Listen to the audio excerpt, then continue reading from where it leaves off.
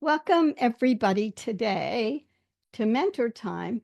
Maybe you saw the title and you thought, your name is your most important brand asset, question mark in your mind, so use it everywhere. I think it'll be illuminating when I show you what happens when we think we're using our name and maybe we haven't. So your takeaway at the beginning is no surprise. Your name is actually your professional brand. We don't always think of it this way, but I'm curious at this juncture, just knowing the title, if I ask you, how consistent are you in using your name? And you can define whatever you want by what you think Sue means by your name on Slido or put in the chat if that's easier for you. A 1 if you don't think about it. A 5 if you're very attentive to it, use it everywhere on everything or anything in between. Just curious about where you think you are. Great. We have a 4.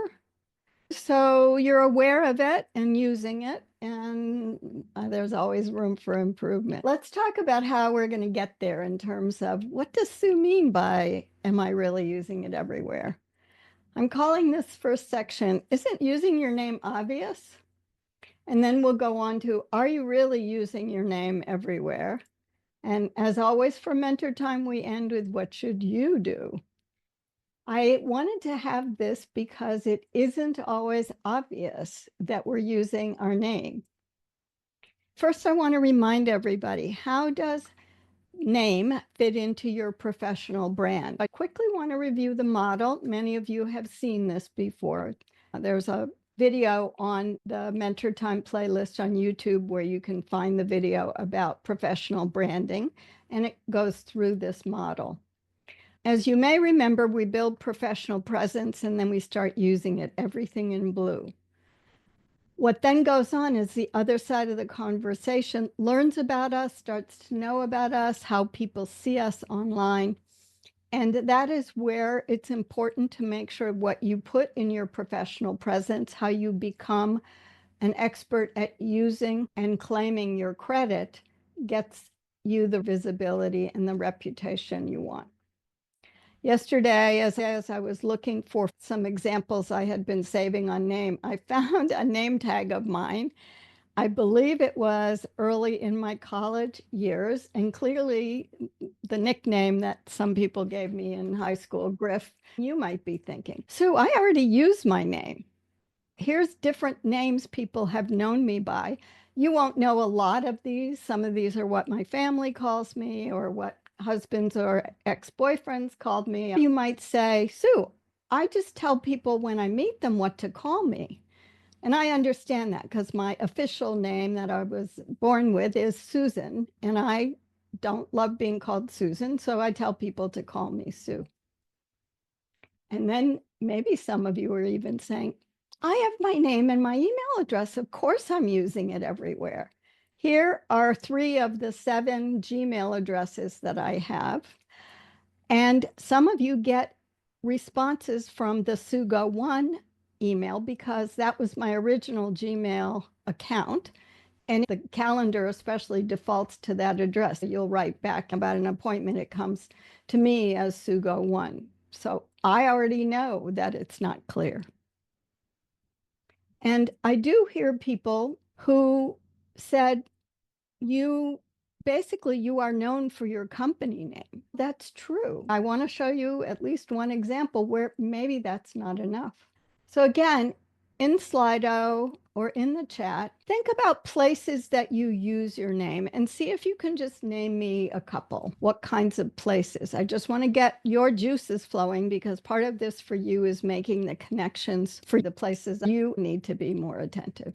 Email signature, I love that. That's great. Business card, oh, that's great. In my YouTube URL, email introductions, meetings, friends, love those. That was a chat box contribution.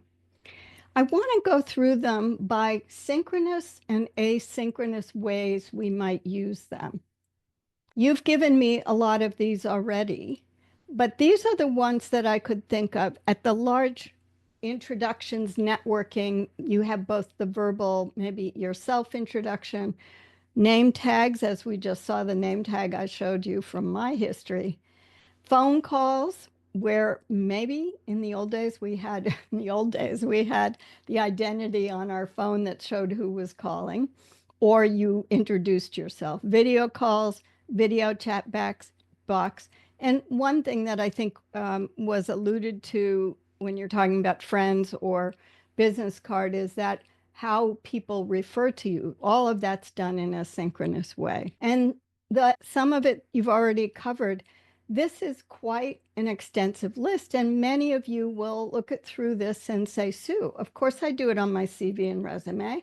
My cover letter, letterhead, your signature, definitely, especially when you had to scribble your signature with cursive writing. Email address, email signature. People were talking about meetings and conferences, especially things like the participant list, as well as if you're on the agenda. Video call box, remember the name field? You can see mine. Mine has my name, and I actually put Sue Mentors, which is another name I'm known by. All of your social platforms have either a name or a tag name, depending on their restrictions, such as LinkedIn, you have to use your name. The asynchronous, putting together a bio for someone else to introduce you when you have to make sure that your name is clear. I want to show you this in these two colors. Synchronous is green, asynchronous is red. You'll see it again about something I'll show you in a few minutes. We've talked about opportunities to use your name. Let's talk about, are you really using your name everywhere? I've given you a long list, especially asynchronous, of places to use your name. Are there any that you haven't heard mentioned today that you want to put in the chat for me? I gave you a hint in this picture. It's not a huge important one. See if the juices are flowing. Professional versus personal. Great. I'm assuming you mean in a professional setting. For example, I used to use Susan because Susan was the name I published under on my name tags. And personal is when I tell my family to call me Sue and not Susan. Thank you for that contribution in the chat box. I love this picture of this iceberg and this scrolling text that someone showed us how to use last year. You can see there's a lot more red there. We'll go through some of these. Here you've got it in one slide if you want to go back and look at this. Things about that you can think about that are asynchronous. LinkedIn name record, for example, still not being used a lot. The synchronous example was about the only thing I could think of that we haven't already mentioned. You all got a lot of these as well when we first started. I find when people are giving presentations or introducing work that they've done or in some fashion talking about the results of your team, your department, people lead in introducing the content, for example, as something like, I'm part of a team that did X. A subtext of today's talk is about making sure you're claiming your credit and that people can give you the appropriate credit for knowing what you've done. In this situation, it's easy to acknowledge the team while also reminding people, I'm Sue, and I was the evaluation team leader as part of the team effort to evaluate X, Y, and Z, and I'm representing the work of 20 different people in 3 different agencies. That is not bragging. It is just being very clear about what people are going to hear, and you're still giving your team credit that you're representing.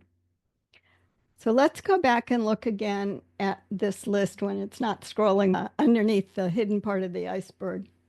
Most of what you'll see in the list on the right, in the red, are things that are written and put in some place. A flyer posted on a bulletin board in the old days, posted on a virtual bulletin board. Meeting signs, those can be in person as well as labels. When I did a LinkedIn Live this weekend with Rawan Taha, we had little meeting flags that had our names in it, like the name in the Zoom box. Those stay with you as you're using them, for example. Many of these things on this list are written and are in a place that people would find them, but we don't always think about, oh, I'm going to have a new office. How do I want my name to be written if I have a choice about it, or making sure it fairly represents your degrees, for example. Let's talk about a couple. LinkedIn name record. I still see most people not using it, even people who are well known, big LinkedIn. I've been surprised at the number of people who haven't done it. It not only gives you a chance to reiterate the consistency of your name and also to let people hear your voice, you can also as put a tagline with it. My name here in my headline, Susan Brecken Griffey. I put Brecken there because I was known for over 22 years as Sue Brecken, and people still find me and ask me if I'm the Sue Brecken they met in Zambia. So I use Sue now deliberately. I talked about documents. That seems to be the area that got me thinking about several months ago. I download and save a lot of things that I don't have time to read and think, oh, I'll just look at it later. And I began to look at them, 10 LinkedIn tips. I have no idea who did that. Sometimes I'd see the one that's down about a third, a quarter of the way that starts with the 1729. And I'm thinking, oh no. I looked at my downloads folder this weekend and noticed that only 3 people at the very bottom had actually put their name or some version of branding there that I could figure out where it came from. The rest of them are pretty generic. Dull words to strike from your work. Great. I wish I remembered who that was. 3 out of 27 means there's a lot of work we have to do or have the opportunity to do to have our expertise. These are all expertise products linked to your name and what you do.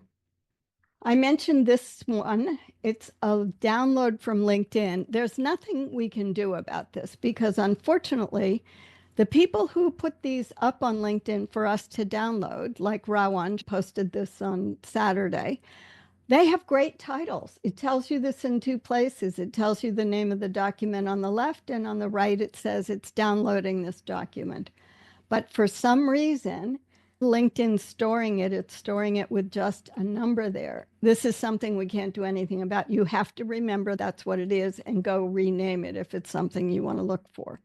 So I'm just alerting you that I do know that LinkedIn doesn't make it at all easy for us to retain our name next to our intellectual property. But the other 3 all had titles. The one that I chose just happened to be on the left. I opened it and I still couldn't remember who did this. I saw the B, that was not a clue for me. Her name's not there. Her website's not there. It's the front page. I understand she wants it nice like a book. It took me to the bottom of the second page to remember, oh, Brenda Cadman. The others I showed you all had branding on the first page, but sometimes it was at the very bottom of the first page. It was a very interesting marketing excursion I went on looking at all these documents. I mentioned that most of these things are written. They're on platforms that we leave them somewhere.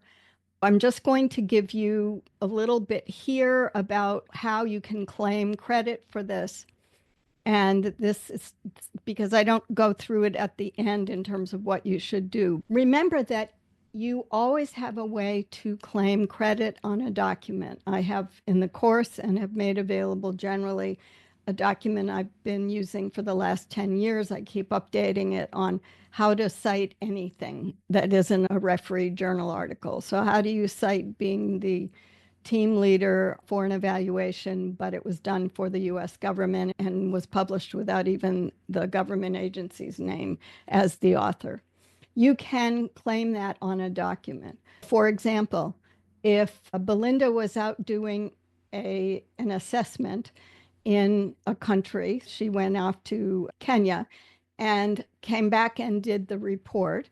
The report would be the name of the project, Sarati Project Kenya, the name, whatever name. She could put her initials or SJ Griffey would be mine, my initials and my last name, so that it still carries that file name until someone else changes it. At least it lets the person receiving it know, oh, it's from Sue. It's not just good enough to put the date on it and that you did whatever version of it. Now, you'll have to follow naming convention if you're on a team activity or consulting where they have certain file name conventions. But I'm just saying, don't forget that you can put yourself there as the property you're passing on to someone else. Let's talk about, as we always do, what should you do? And this will be similar to the things that you are thinking about. But I want you to take a minute in the chat or Slido. By now, we've gone over several areas where you can increase the use of your name and the consistency of your name. Name two places that you already are thinking, oh, I should always remember to add my name to that, or I want to increase my name usage on X. I will join you in doing this on Slido or in the chat. Projects you've collaborated in, great. I love that. Files you save, that's yes. Yes. Name plus company name on my docs. I'll tell you that's me because as I was doing this today, being prescriptive for you, I realized I need to do a better and more consistent job at making sure, especially in Google Docs that I share, that I have my company name sometimes, but I want to put my name as well. Reports from university, that's great. I like that one. I hadn't thought about that. Let's talk about this is for claiming your credit. It's not just claiming your credit, but to get you comfortable helping people easily associate your name with the expertise you bring. Document file names, including Google Docs. Here's three that I happened to do correctly. And then when I was searching for them yesterday, I found others that I need to be more consistent on. Those are documents I might share. The Word document at the top is something when people finish the course, I send to them so they can add the course to their LinkedIn profile. I do share Google spreadsheets, and I don't always remember to start with my name, Sue Mentors, which means you get a shorter title until you hover over it. We did talk about these today. People mentioned them, and we talked about this a few months ago when we talked about another version of branding. Make sure your email is consistent and tells a story, either your business name or some version of your name so people can identify it as you. I mentioned to Ron before we started, when people register for the course, and I'm getting a lot all at once now because we've just reopened the cohort for the last time this year, what I'm noticing is people forget to follow the instructions, put things down. What is your name? What's this? I get inconsistencies between two different forms they have to fill in.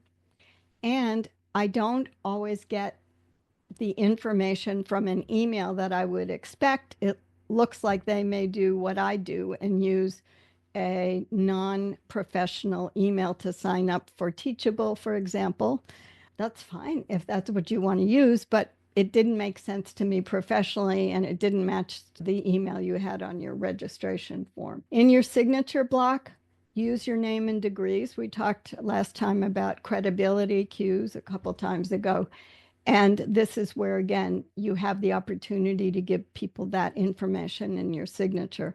And you'll notice at the bottom of the page, most of the platforms I'm on are either Sue Griffey or Sue Mentors, depending on what they allow. So there's consistency there in terms of what you want people to take away about you. You all know resume, CV. Again, what name do you want to be known for?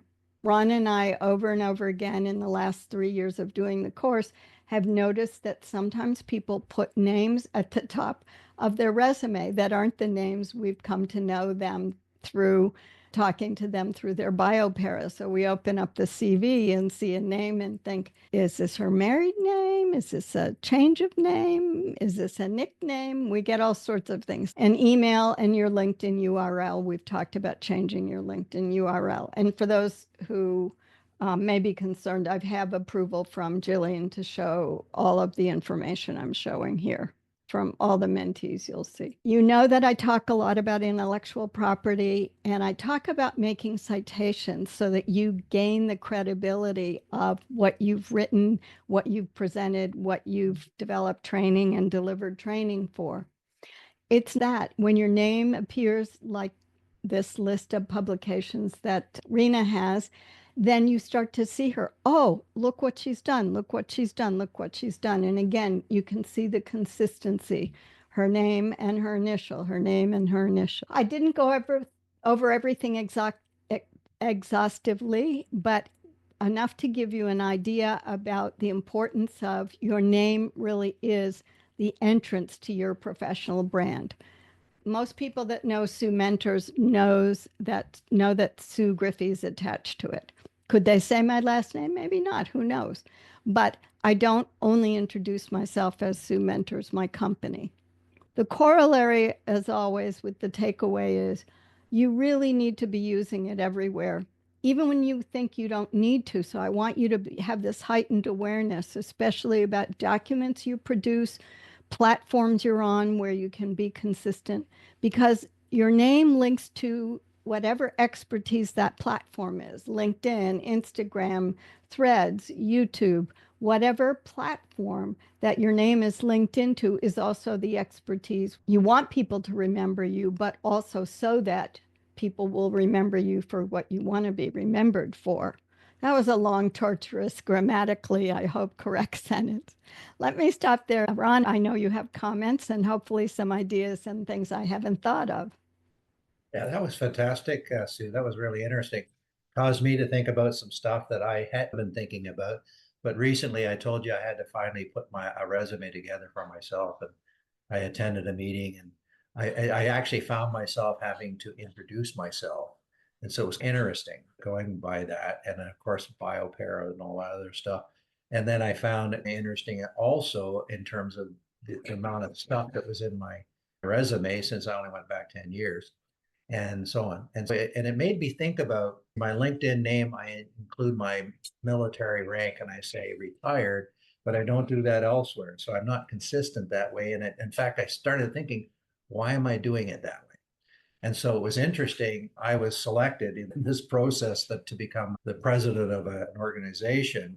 It was interesting. It was my military experience that was the thing that did it, which wasn't on my resume, just because of just because it's not the last 10 years. It's been 30 years since I left the Mm. military. So it's weird. Anyway, so just those kinds of things are really interesting. And it's made me think also about why I use any one name anywhere and so on. And I did think about this and my style that I'm using on LinkedIn versus what I do in my signature block.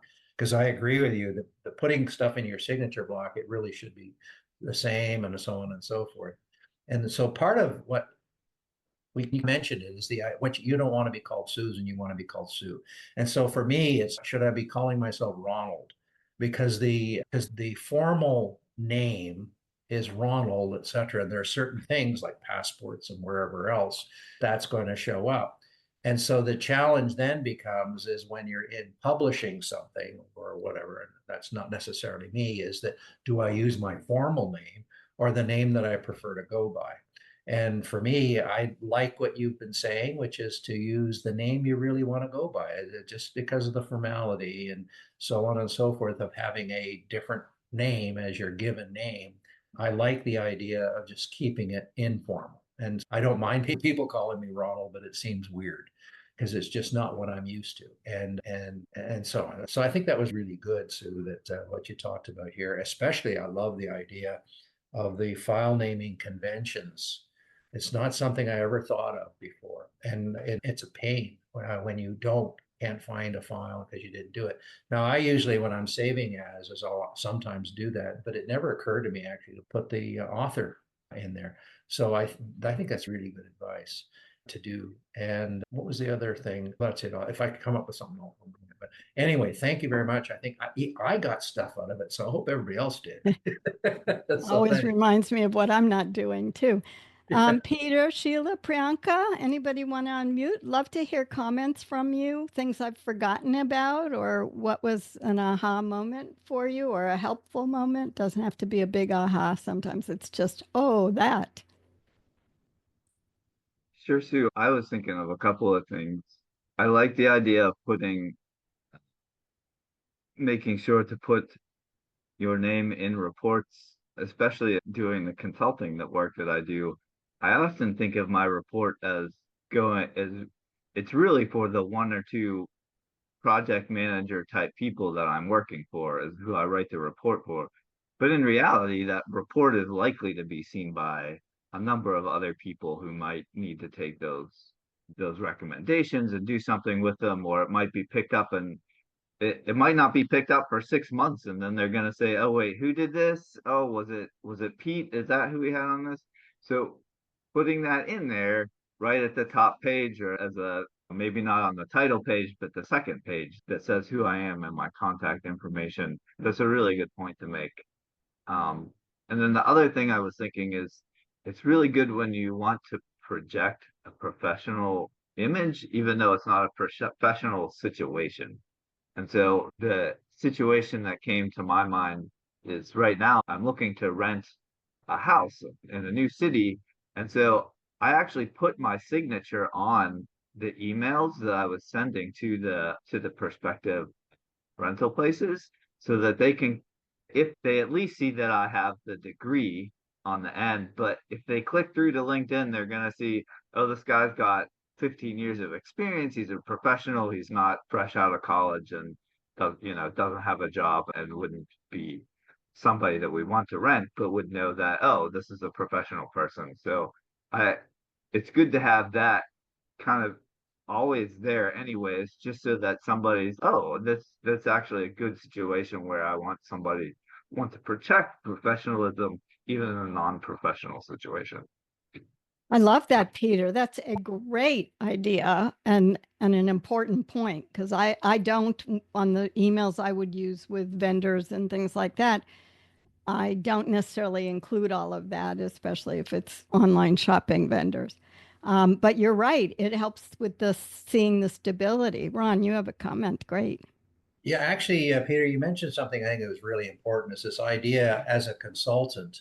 So you can quite legitimately, I think, say this is a report prepared for, and that you as the consultant can do it. And that's what I used to do. And so that's how you can, like when I was doing consulting. And so I was able to then say this is, and so I had a formal approach on my first page to do all that stuff, prepared for, by, et cetera. And so that it's clearly their product, in other words, because they bought it. But it says that you produced it for them, and because you get to get credit for that in a more professional way. The challenge comes, and what I was thinking of when Sue was talking about this earlier is this for some of us, for example, in the military, you're a staffer, you're doing it for somebody. And so your name really isn't going to show because you're just really pushing paper. But this idea of somehow indicating in there on the footer or something like that, that it was you, I think is a really good idea, just because for the reason Sue you mentioned is who did this, and so to be able to track it down because not everybody's as good as you and I are at keeping track of stuff. I could be Anyway. more consistent. I don't know if anybody else, Sheila, Priyanka, do you have any comments? Love to hear from you if it's helpful. Hi, Priyanka. Welcome. Hi, hi. I'm so glad, Ron, you brought that up about doing the work for someone, writing a report for someone, so your name is not on it. I was going to ask in my previous job, I wrote quite a lot of reports, but of course, it ended up being for my boss and had her name only. So, does that mean I cannot? Obviously, I don't have them on my resume because officially my name is not on those reports. But I know I've pretty much written those reports. I have good news for you, Priyanka. I will send you a link to the document that I referred to. You can make the credit for yourself on anything, even if your boss had her name on it, or in the example I gave, the government issued a report, didn't even put the agency name on it. And at the end, parentheses, Priyanka Chopra as, never say draft, initial writer of initial chapter on data synthesis or data results. And there's a ton of examples in that document for claiming credit. And I'm happy to go over if you want to put together a list of that. I'll go over it for you and give you even more ideas about what you can claim credit on. Perfect. That would be awesome. Yeah. And that's why we're going to be talking, I think, next time in a couple of weeks about grad school and what you can claim from grad school. And that's similar to, especially if you're an emerging professional or as you change jobs and you're going into an area where you're maybe both learning and bringing expertise, you don't necessarily have your name on everything. And yet you know that they couldn't have done it without you doing the heavy lifting at the beginning, right? I'm sensing that's a lot of what you did was the heavy lifting. Yep. Great. All right, I made a note to send you a link to the citing document. And that way you every time I update it, if you just keep that link, it'll always be there for you. Thank you so much, Sue. You're welcome. Thank Happy you, to Ron. see you. Nice to see you. Sheila, any comments? You made some good points in the chat. Yeah, thank you so much for the advice. I think I've learned a lot. One thing that I got is on putting my name on publications. And I think that is something I didn't really have that knowledge, or I didn't know I could do it until, of course, when you are doing the 4 steps of professional branding. And you talked about listing your publications and what you did. And this is to Priyanka's, maybe even if you're not the lead PI on a research, but you contributed to it, that one line, maybe in brackets, that says exactly what I did in that project also shows my brand and my name is associated with the work that was done. Yeah, during this session, I just remembered that, and that any publications or reports or projects that even if I'm not the one leading, I have collaborated in some way to achieve the goal, that I can list it there to show credibility. When I'm putting my name there, it shows, yes, I did this thing. And yeah, just to improve my credibility. Thank you, Sheila. And you have a great example when you're ready to show it if you want. When you first joined the job you're in now at BRAC, they were with you in the planning stages for this new financial effort to roll out. And now you've been doing field visits for the actual implementation of the intervention.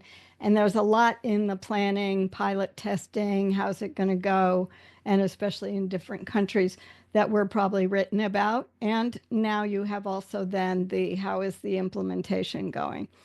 So I know that people who are likely to watch this know that the value of being able to track this is not to use it all the time, but it's on your long CV. And that's why Ron and I started calling it a long CV. So you understood that's where everything goes.